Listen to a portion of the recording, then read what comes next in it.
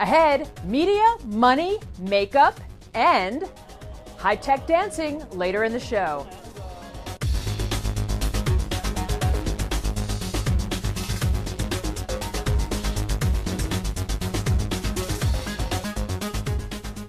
Welcome to 3 Times Square this Wednesday from Reuters World Headquarters in New York. Treading water. Merriam-Webster's defines it as, quote, being active without making progress or falling further behind. It may be an apt description for market sentiment for much of the day. Dow, Nasdaq, S&P opening slightly higher today, while major European markets are flat to higher. The focus on the Fed, the U.S. Central Bank coming out with its latest policy decision around 2:15 this afternoon. Economists say it could push back its guidance for when it sees the need for a rate hike. Some holding out hope for more stimulus, though that would require Chairman Bernanke to upstage the big Kansas City Fed event in Jackson Hole later this month. Who sunk my battleship? That's what executives at Comcast may be saying today. The movie flopped at the box office, hurting the media giant's quarterly results, but growth in its internet and phone customers saved the day, leading to a better profit overall. Declines across the board hurting Time Warner with revenue missing expectations. Advertising grew slightly, but below the rate of other media firms. Meanwhile, MasterCard revenue also missed as consumers curtailed spending. Checking the stocks right now, Comcast up about 3.5%, Time Warner down about 1.5%, and MasterCard down about 3%.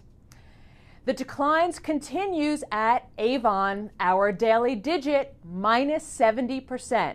The fall in the makeup company's quarterly profit.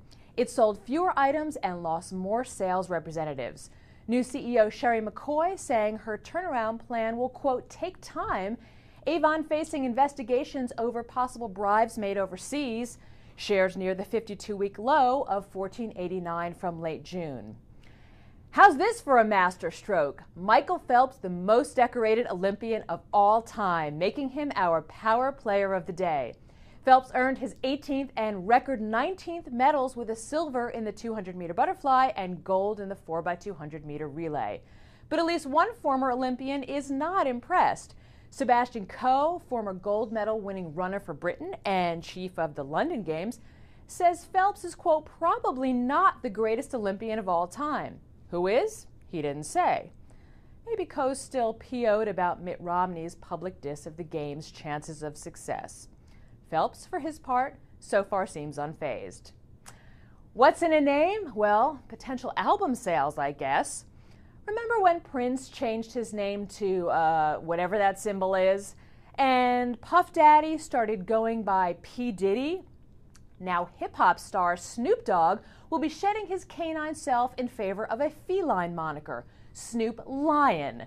With a reggae album due out, the rapper was rechristened Snoop Lion by a Rastafarian priest on a recent trip to Jamaica. Still has a better ring to it than his real name, Calvin Broadus Jr. And finally, Do the Robot. Better than that, hopefully. Masses of metal cut the rug in a Chinese competition. Not exactly the waltz or the foxtrot, but not too bad.